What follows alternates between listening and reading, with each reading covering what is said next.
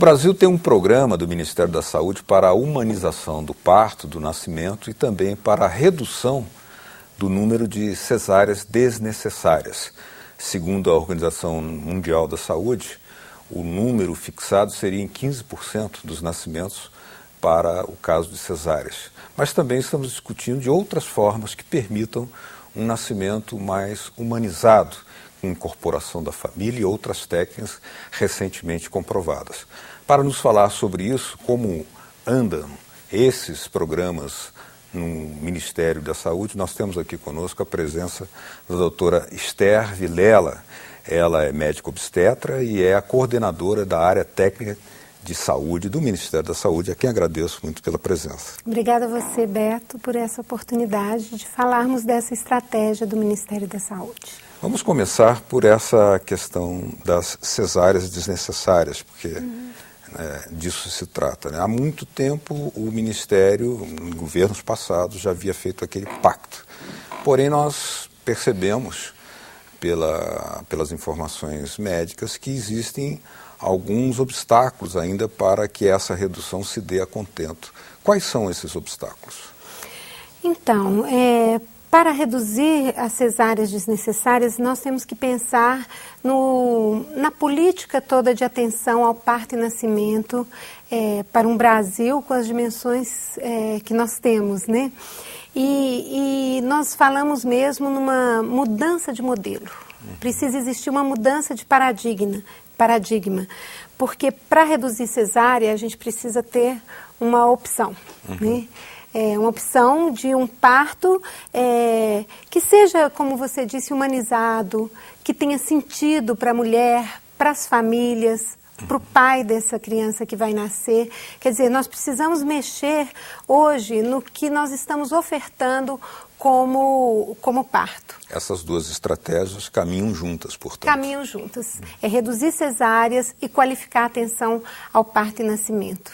Muitas vezes a gente fala que uma mulher, para fugir de uma atenção violenta, né, que degrada mesmo a dignidade da mulher, ela mesma fala, não, eu não vou passar por isso.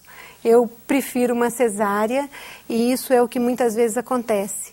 Porque o nosso modelo de atenção ao parto e nascimento é um modelo hegemônico. Eu não falo, tem alguns lugares que são excelência na atenção humanizada, mas na maioria dos casos é um modelo que violenta a dignidade da mulher, né, que tira dela a possibilidade de uma vivência prazerosa e saudável dessa experiência. Mas nós percebemos que no caso brasileiro há uma diferença notável entre os registros, né, os volumes de partos cesáreos em hospitais públicos e hospitais privados. Quais são os fatores socioeconômicos que interviriam nessa elevada taxa de partos cesáreas nos hospitais privados? Então, Beto, nós temos duas realidades aí. Temos a realidade do setor público, onde não se garante o acompanhante no parto para as mulheres, apesar de ser lei, onde não se praticam as boas práticas de atenção ao parto e nascimento, já comprovadamente, cientificamente provadas. Oi? Apesar de ser lei? Apesar de ser lei. Mas desde 2005. Por que ocorre isso? Tem vários fatores, tem a alegação de não temos espaço, a maternidade é superlotada, não cabe acompanhante, preconceito em relação à presença do homem nesse momento, dificuldade de lidar com esse outro que entra, né, que vai mudar as relações de poder dentro da maternidade, desconhecimento também do quanto que um acompanhante no parto pode ajudar na boa evolução do parto. E há estudos comprovando essa... Vários estudos. Para você ter uma ideia, os hospitais de ensino, que ensinam a obstetrícia, eles muitas vezes não cumprem essa lei. E isso não dá para ser de uma forma de um decreto, né? Isso precisa de ter um grupo de profissionais sensibilizados, porque senão vira uma guerra civil dentro da maternidade. Então, estamos insistentemente trabalhando nesse sentido, agora de uma forma muito mais, como se diz, forte no sentido de induzir ao cumprimento dessa lei. Então, de um lado, tem esse parto, que a gente pode dizer um parto desumanizado, né?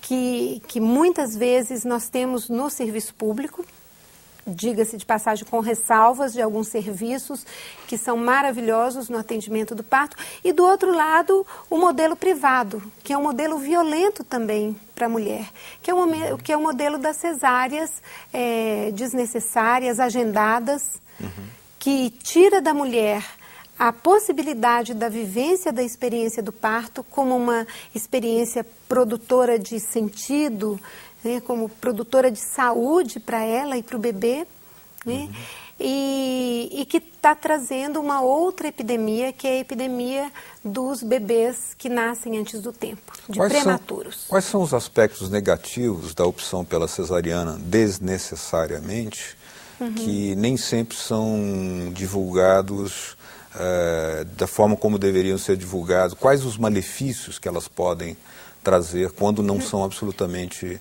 imprescindíveis dessas operações? Bom, vamos lembrar que a cesárea é uma grande cirurgia, que tem o risco cirúrgico por excelência, que já é um risco, o risco anestésico, o risco de complicações do ato cirúrgico, né?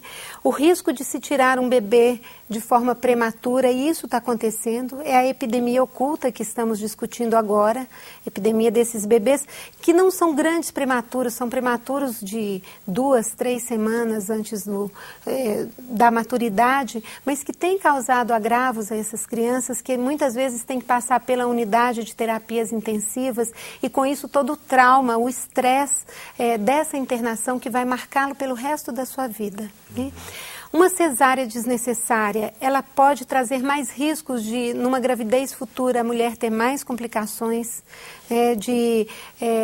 nós falamos de placenta prévia, endometrioses. Então, nós temos todas essas consequências a longo prazo da cesariana, né? Aderências e outras questões ligadas ao ato cirúrgico.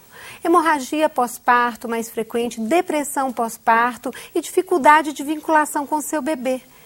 Porque nós consideramos hoje que o período sensível, que é o período imediato após o nascimento, né? Aquele período onde o bebê acaba de nascer, é o período ideal para a formação de vínculo entre mãe e bebê. E é um período que precisa ser protegido pela equipe de saúde, para que seja a mãe a primeira pessoa a colocar o bebê junto a ela. Isso na cesárea também pode ser feito, mas é um pouco mais negligenciado devido ao estresse cirúrgico ali daquele momento. Então, são todos esses prejuízos para a mãe e para o bebê, além da falta de participação do pai, né? O pai aí é fundamental nesse momento. Nós consideramos que um homem que assiste o nascimento de seu filho, ele vai ser diferente, isso causa impactos na vinculação dele. Ele vai ser um outro ser humano. Exatamente. Isso já tem estudos nessa direção, né? Que isso transforma o homem num pai mais responsável, mais envolvido com a mulher e com o bebê.